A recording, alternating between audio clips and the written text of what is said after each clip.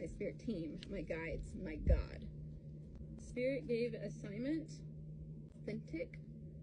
Spirit was with me the whole time and wanted a specific divine union, was willing to wait. Patience is a virtue. And the point of autonomy, the point in which everything changes.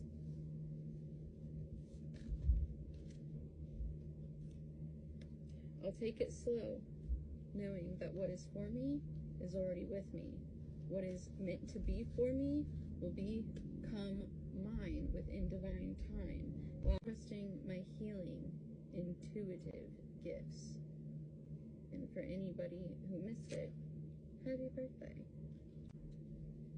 I've had to base my worth not on how much money I make. How many people align their worth, their confidence, their what can I do for the world based off of what money they can make. I don't make money. However, I still have a lot of value and worth. The experience and the elevation, leveling up, open to breathing. Now that I have your attention, fishy or Pisces, hey, can you please do this for me? And then, thank you, because she's like fighting ninjas and shit. So she'd be like, send me the location, please and thank you. Kicking ass, busting, taking names and shit, right? Well, I liked Kim Possible, and so one time when my stepmom was feeding me food, serving at my dish, I don't know, I was asked a question and I responded, and then I said, please and thank you. And she got so pissed that I said, please and thank you. Like, she tore my ass up and down about saying that. You're so disrespectful. How dare you say please and thank you? Like, she was so hypercritical of me. And I was just like, I'm just saying what Kim Possible says. I didn't mean to,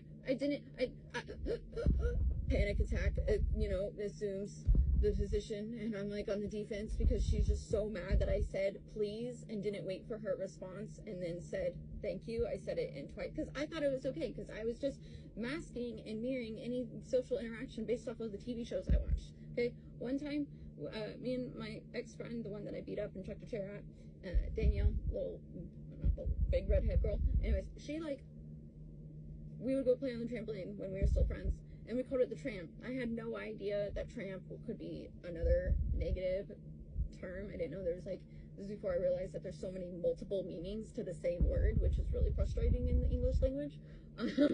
But also a special interest of mine is to understand the different meanings to the same word.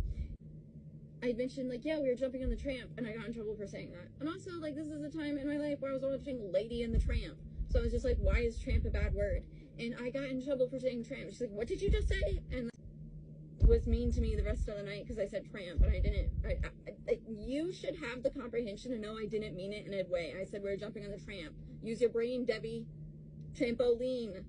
Bitch, I don't even know what that fucking meant. But yet you had the nerve to go whisper loud enough for me to hear, your mother's a tramp, and then turn around and be like, you're just like your mother. Well, let me tell you, I'm nothing like my mother, and I'm so glad that you didn't raise me. I'm glad you walked out. The only thing I'm not glad about is the fact that you took my dad with. Fuck you, bitch. She's half the negative energy that I have inside my body is based off a bitch who is jealous about me and refused to let someone have a relationship with their father. So you ask why I have an issue with someone else? It's because I already know what it's like to have someone be so upset with you, so jealous of you, that they will stop a man and his daughter from having a relationship because jealousy fucking destroys families. And if that's your problem, bitch, figure it out. Because your son will figure you out. One day, sooner or later, they'll figure it out. And you, the bitch with false accusations, yeah, the uncomfortable truth. That's it. Spirit gave an assignment. Go down the rabbit hole. Proverbs 18:21 says, the tongue has power of life and death. So when we speak, we need to be careful what we say, because what we say are spells, or prayers, or manifestations, incantations. Proverbs says, pleasant words are as a honeycomb, sweet to the soil and healing to the bones.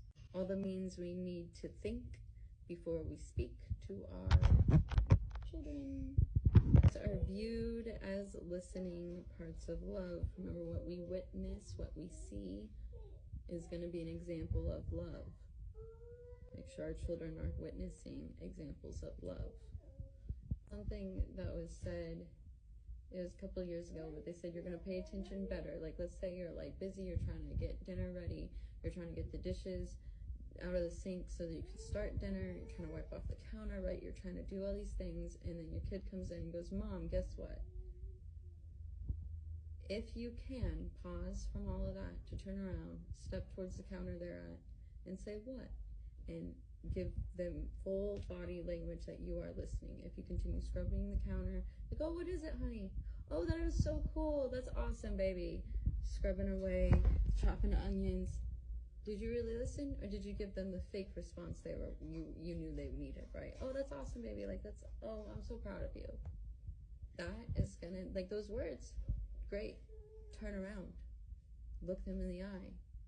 Show that you're listening. Stop chopping your onions. And if dinner is a must, I understand. So if that's not possible, say, you sound really excited about this, and I want to be able to give you my full attention. Can you tell me when we sit down to eat? I want to focus on dinner right now. If you feel like your child feels really dismissed, be like, reintegrate why it's going to be, you're going to share with me this information later. I'm trying to make dinner right now. I hear that you're very excited about the thing that happened at school today. I want to hear you tell me about that story when we sit down for dinner or before bedtime. Tell them when they're going to get to have that conversation. Because I remember a lot of times as a kid, I'd like be excited to tell my mom something, and it wasn't like rescheduled. Or I would just start bursting and telling it, and then halfway through me and my excitement and sharing what had happened, Mom's like, I can't deal with this right now. Go away, go to your room. And I'm like, am I in trouble? Because other times I go to my room, I'm in trouble. But no, she was just overwhelmed and trying to get things done or trying to handle my other siblings. And so then like mid-story, I'm cut off and I'm feeling so rejected. I'm feeling so shut down. Like I feel like it's no point even explaining the rest of what I was going to say, because like you clearly don't care enough to finish, let me finish. And you know, we as humans can be self-absorbed. Like I was told as a kid that the world doesn't revolve around you, and that was like really confusing for me, because like I didn't think it did. I just don't understand why I didn't have like one moment to like express myself before it was interrupted rudely, it felt like, and now I felt like there was no point in expressing myself the next time if it happened over and over again. So telling my son like, hey, I'm excited for you, let's talk about it in a minute. Is there something you can go do to like, and because then I find they're just irritated. There's like, I got all this excitement in my body, I want to tell you about it. I was like, I literally wanted to hear about it, but I'm like wiping poop off of someone's butt right now. Like, hold on. But what I've learned in those classes about communication at the shelter, half of our language, more than half of our language that we express to each other is through the body language, and less about like what is being said. So like, what is being said might be taken wrong if you're also reading the body language. If my back is turned, I'm like, oh, that's great. I'm going to feel dismissed. Oh, that's great. I'm proud of you. That sounds awesome. But like my back was turned, I'm like draining noodles, and then the next thing I say is, can you take out the trash? It just felt like an ingenuine response. It was like, to call his mom and see if we can work something out. Instead of, that's awesome, babe. Go play now, get out of the kitchen. Hey, do you want to help me wash these vegetables while you tell me about it? Maybe get them involved. I know some kids have a really hard time focusing, like my mom would try that, and I ended up just sitting in the kitchen talking the whole time and not even finishing washing a potato or chopping it up. But you know, it depends on how your child is and their personality. If they're gonna sit there and tell you a story about like washing potatoes, scrubbing them with you, then that works. Like, and these are the things I really tried to practice with him. Being engaged in a conversation with him.